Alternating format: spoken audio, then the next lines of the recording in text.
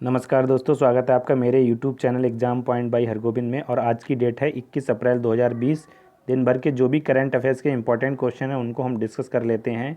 और वीडियो के लास्ट में एक क्वेश्चन आपसे पूछा जाएगा जो कि जीएस से संबंधित होगा, और एक क्वेश्चन आपसे पूछा जाएगा जो कि करंट अफेयर से संबंधित होगा। तो चलिए डिस्कशन स्टार्ट करते हैं। सबसे पहला क्वेश्चन, हाल ही में संयुक्त राष्ट्र चीनी भाषा दिवस कब मनाया गया है? तो हाल ही में संयुक्त राष्ट्र चीनी भाषा दिवस मनाया गया है 20 अप्रैल को। 20 अप्रैल को मनाया जाता है। और मनाया क्यों जाता है? मनाया इसलिए जाता है कि जो चीनी भाषा है वो दुनिया के सामने रखी जा सके, और उसके जो लिटरेचर है यानी साहित्य को और उसकी हिस्ट्री को, चीनी भाषा की हिस्ट्री को दुनिया के सामने रखा जा सके। चीनी भाषा का जो इन्वेंशन है वो लगभग 5000 वर्ष पूर्व हुआ था। ये चीनी भाषा की तस्वीर आप देख सकते हैं, इस प्रकार से चाइनीज़ को लिखा जाता है। उसके बाद अगला जो हमारा क्वेश्चन है, मोस्ट इम्पॉर्टेंट क्वेश्चन है, वाल्मीकि नेशनल पार्क कहाँ है? ये है बिहार में। सभी नेशनल पार्क की एक वीडियो हमने अपडेट की है इस चैनल पर। अगर आप नेशनल पार्क से इंटरेस्टेड हैं तो आप उस वीडियो को देख सकते हैं प्लेलिस्ट में जाकर। उसके बाद राजस्थान का एक इम्पॉर्टेंट नेशनल पार्क हम डिस्कस कर लेते हैं। राजस्थान में एक नेशनल पार्क है सरिस्का नेशनल पार्क, ठीक है। एक एक ही हम डिस्कस करेंगे, बाकी आपको कमेंट बॉक्स में बताने हैं। महाराष्ट्र में है तडोबा अंधेरी नेशनल पार्क, और केरल में पेरियार नेशनल पार्क जो है केरल में है। चलिए अगला क्वेश्चन देखते हैं। हाल ही में किस जानवर में कोरोना वायरस का संक्रमण पाया गया है? ये काफ़ी न्यूज़ में रहा है। हमने अभी एक दो दिन पहले डिस्कस किया था कि बीटी कॉप जो है वो क्या है, तो उसी से रिलेटेड ये क्वेश्चन है कि किस जानवर में कोरोना वायरस पाया गया है। तो चमगादड़ में ये पाया गया है हाल ही में। Indian council of medical research ने इसको पुष्टि की है और इसका नाम दिया गया है बीटी कॉप। बीटी कॉप का मतलब क्या है? चमगादड़ को इंग्लिश में बैट कहते हैं, और कॉप का मतलब होता है कोरोना वायरस। तो जो चमगादड़ में पाया गया है कोरोना वायरस, उसका नाम है बीटी कॉप। नेक्स्ट क्वेश्चन क्या है? फेसबुक ने किस देश में थर्ड पार्टी चेक सिस्टम लागू किया है? तो इस क्वेश्चन का आंसर है हमारा बांग्लादेश। अब बांग्लादेश के बारे में कुछ इंपॉर्टेंट फैक्ट को हम जान लेते हैं क्या है। बांग्लादेश का पहला इंपॉर्टेंट फैक्ट तो यही है कि बांग्लादेश की राजधानी जो है वो ढाका में है, और वहाँ की प्राइम मिनिस्टर हैं शेख हसीना, ठीक है। और बांग्लादेश के साथ हमारा एग्रीमेंट हुआ था 2015 में, किस बात के लिए? लैंड चेंज एग्रीमेंट, ठीक है, जिसमें कॉन्क्लेव चेंज किए गए थे। ये इंपॉर्टेंट फैक्ट बांग्लादेश के बारे में कुछ हमने जाने। और बांग्लादेश के साथ हमारा एक इम्पॉर्टेंट एक्सरसाइज होता है जिसका नाम है संप्रीति एक्सरसाइज, जो कि हाल ही में कंडक्ट किया गया था। कहाँ? मेघालय में कंडक्ट किया गया था संप्रीति एक्सरसाइज। उसके बाद अगला क्वेश्चन, जीन डिच का निधन हो गया है, वे कौन थे? जीन डिच एक अभिनेता थे। कैसे अभिनेता थे? एनिमेशन वाले अभिनेता, जो एनिमेशन की फिल्में होती हैं उन फिल्मों में ये अभिनय किया करते थे। ये एक अभिनेता थे, ठीक है। उसके बाद अगला क्वेश्चन क्या है? पब्लिक प्लेस पर थूकना अपराध माना जाएगा, या किस एक्ट के अनुसार अभी इसको घोषित किया गया है कि पब्लिक प्लेस पर अगर आप थूकेंगे तो उसको अपराध माना जाएगा, जिसमें आपको 6 महीने तक की सज़ा भी हो सकती है। तो यह है नेशनल डिजास्टर मैनेजमेंट एक्ट के सेक्शन 51B में इसको रखा गया है कि अगर आप पब्लिक प्लेस पर थूकते हैं तो आपको सज़ा का प्रावधान है। ये क्यों किया गया है? कोविड-19 के संक्रमण को फैलने से रोकने के लिए इसका उपयोग किया गया है। अब NDAMA जो इसमें यूज किया गया है, ये कब आया था? यानी नेशनल डिजास्टर मैनेजमेंट एक्ट जो है ये कब आया था? तो ये आया था 2005 में। हमारे देश में राष्ट्रीय आपदाओं से निपटने के लिए यह एक इम्पोर्टेंट अधिनियम है, national disaster management authority act.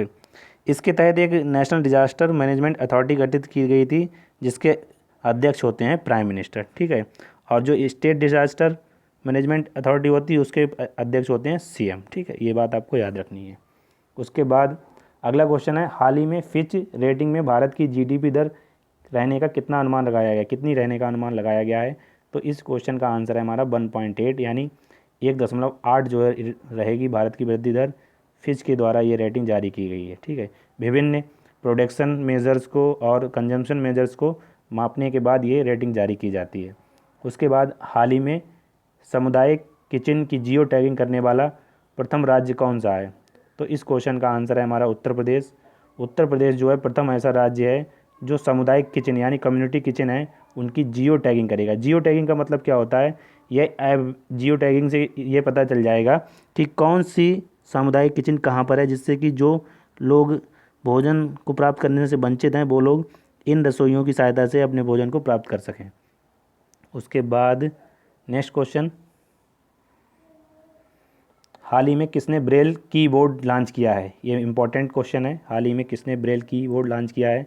तो ब्रेल कीबोर्ड जो लॉन्च किया गया है वो गूगल के द्वारा लॉन्च किया गया है और इसका नाम रखा गया है टॉल्क बैग। इम्पॉर्टेंट है टॉल्क बैग। एग्ज़ाम में इस टाइप से भी पूछा जा सकता है कि रिसेंटली टॉल्क बैग वर्ड्स जो है वो न्यूज़ में रहा है, किस लिए रहा है? तो यह एक गूगल का कीबोर्ड है, ब्रेल कीबोर्ड। ठीक है, ब्रेल कीबोर्ड है जिसमें जो लोग जिनकी दृष्टि थोड़ी कमज़ोर होती है उनके लिए इसका यूज किया जाता है। ब्रेल दिवस कब मनाया जाता है? ब्रेल दिवस मनाया जाता है 4 जनवरी को। लुइस ब्रेल जिन्होंने खोज की थी ब्रेल लिपि की, उनके जन्म के अवसर को ब्रेल दिवस के रूप में मनाया जाता है। नेक्स्ट अगला क्वेश्चन क्या है? अगला क्वेश्चन है हमारा, हाल ही में किस पेमेंट बैंक ने मास्टर कार्ड से समझौता किया है? इम्पॉर्टेंट है, पेटीएम के द्वारा यह समझौता किया गया है कि पेटीएम जो है मास्टर कार्ड के साथ मिलकर अपने ऑपरेशन को ऑपरेट करेगी। ठीक है, मास्टर कार्ड क्या है? मास्टर कार्ड एक कह सकते हैं हम एक ऐसी सर्विस है जो कि इंटर बैंकिंग लेन देन को प्रमोट करती है। कह सकते हैं कि एक बैंक से दूसरे बैंक के जो नेटवर्क होते हैं उनको जोड़ने के लिए मास्टर कार्ड एक टूल की तरह काम करता है। ठीक है, आपने देखा हुआ एटीएम पर लिखा होता है मास्टर कार्ड या वीज़ा कार्ड, तो उसी टाइप की होती है मास्टर कार्ड। ठीक है, उसके बाद अगला क्वेश्चन हमारा क्या है? ये आप पेटीएम की देख सकते हैं, पेटीएम में क्या क्या सर्विसेज होती हैं। अगर आपने अकाउंट बनाया होगा तो आपको पता होगा। अगला क्वेश्चन क्या है? हाल ही में नासा ने कौन सा एक्सो प्लेनेट खोजा है? ये मोस्ट इंपॉर्टेंट क्वेश्चन है। साइंस एंड टेक में इसको हम रिलेट कर सकते हैं कि हाल ही में नासा ने कौन सा एक्सो प्लेनेट खोजा है। तो इसका आंसर है हमारा केपलर 1649c। इसकी खोज की गई है। आप तस्वीर देखिए, ये जो केपलर 1649c है ये पृथ्वी के आकार का है। ये आप देखिए बिल्कुल पृथ्वी के साइज़ का है, लेकिन इसकी एक इम्पॉर्टेंट बात क्या है कि ये पृथ्वी से काफ़ी दूर है। कितना दूर है? ये है 300 लाइट ईयर दूर। ठीक है, लाइट ईयर के बारे में आपने पढ़ा होगा, और नहीं पढ़ा है तो आपको हम बता देते हैं कि 9.46 गुणा 10⁻15 मीटर जो है वो एक लाइट ईयर में होते हैं। कई बार एग्ज़ाम में पूछ लिया जाता है, बेसिक सा क्वेश्चन है, इसलिए आपको ये नोट डाउन कर लेना है कि एक लाइट ईयर जो है 9.46 गुणा 10⁻15 मीटर के बराबर होता है। और इसको खोजा गया है नासा के द्वारा। तो नासा के बारे में कुछ इंपॉर्टेंट फैक्ट। नासा की फुल फॉर्म, सबसे पहले तो नासा की फुल फॉर्म ही इंपॉर्टेंट है। नेशनल एरोनॉटिक्स स्पेस एजेंसी कहते हैं, और इसकी स्थापना की गई थी 1958 में, और इसका मुख्यालय जो है वो वाशिंगटन डीसी में है। अभी हाल ही में नासा के द्वारा एक मिशन लॉन्च किया गया था, सनराइज मिशन। ठीक है, ये इंपॉर्टेंट फैक्ट है नासा के बारे में। उसके बाद अगला जो क्वेश्चन है वो, हाल ही में covid5.in किसने लॉन्च की है? तो हाल ही में IIM कोझिकोड के द्वारा ये बनाई गई है। covid5.in का विकास किया गया है कोझिकोड के द्वारा।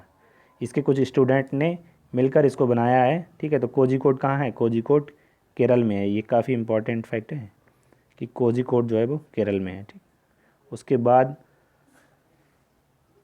अगला जो क्वेश्चन है हमारा, टीम मास्क फोर्स चर्चा में रहा है, ये किसका प्रयास है?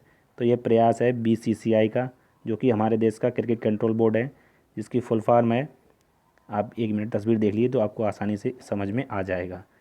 Board of cricket control for cricket in India, BCCI। ठीक है, तो BCCI की जब बात होती है तो आपके दिमाग में एक क्वेश्चन ज़रूर आना चाहिए कि BCCI के प्रेसिडेंट कौन है या अध्यक्ष कौन है?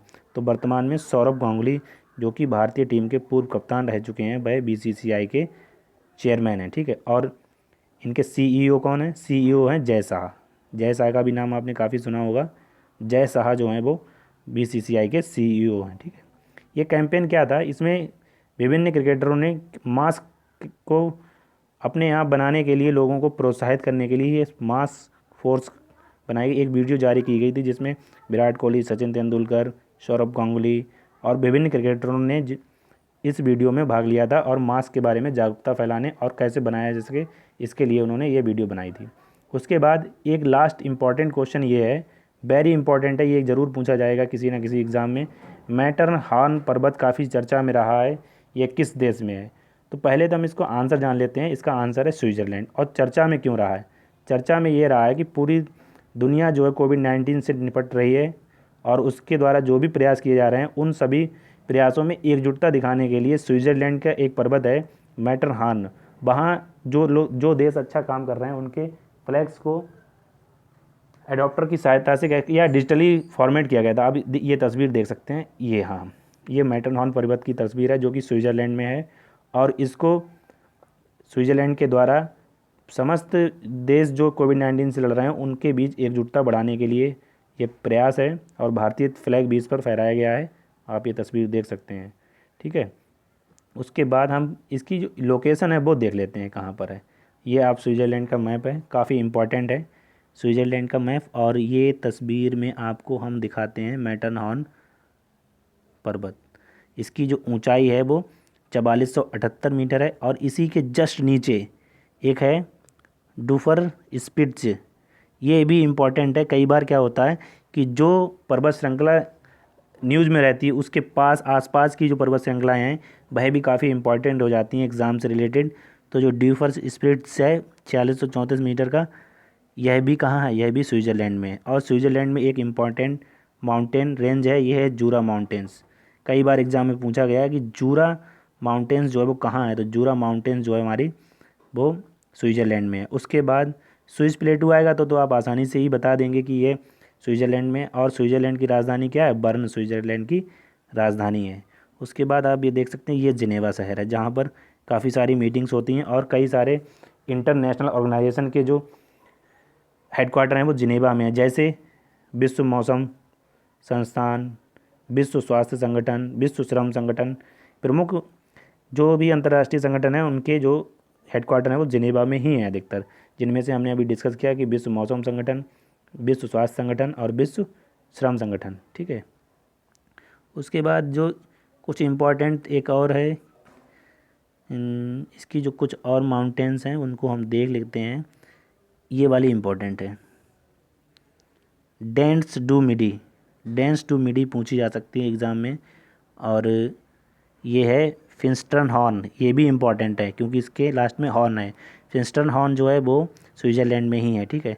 तो आज हमने कुछ इम्पॉर्टेंट लोकेशन जानी स्विट्ज़रलैंड की, और हमने डिस्कस किया कि जो लेक हैं उनको भी देख लेते हैं एक नज़र में कि ये वाली लेक जो है लेक कंस्टेंस, ये कहाँ पर है। लेक कंस्टेंस जो है जर्मनी और स्विट्ज़रलैंड की बॉर्डर पर है या सीमा पर है, ये इंपॉर्टेंट है। लेक कंस्टेंस जो है वो कहाँ है, स्विट्ज़रलैंड और जर्मनी की सीमा पर। उसके बाद लेक जिनेवा, ये भी स्विट्ज़रलैंड में ही है, ठीक है। इस ओर आप देख सकते हैं फ्रांस है, इस ओर जर्मनी है, ऑस्ट्रिया है, इटली है। ये देश स्विट्ज़रलैंड की सीमा को टच करते हैं, ठीक है। तो आज की डिस्कशन में बस इतना ही। अगर आपको ये वीडियो अच्छी लगी हो तो लाइक, शेयर और कमेंट करें और हमारे चैनल को सब्सक्राइब करें। एक बात जो रह गई है वो डिस्कस करने को कि लास्ट वीडियो के जो क्वेश्चन हमने डिस्कस किए थे वो था कि किसान रथ ऐप किसने लॉन्च किया है, तो नरेंद्र सिंह तोमर ने। और केवलादेव कान्हा नेशनल पार्क कहाँ है, तो ये राजस्थान में है। उसके बाद आज की जो वीडियो पर आधारित जो क्वेश्चन है, मतलब आज का जो प्रश्न है हमारा वो ये है कि हाल ही में जारी ITTF वर्ल्ड रैंकिंग में शीर्ष पर कौन रहा है। दूसरा क्वेश्चन जो GS से रिलेटेड है कि पेरियार नेशनल पार्क कहाँ है, ये आपको कमेंट बॉक्स में बताना है। तो अगर आपको वीडियो अच्छी लगी हो तो लाइक, शेयर और कमेंट करें। Thank you for watching.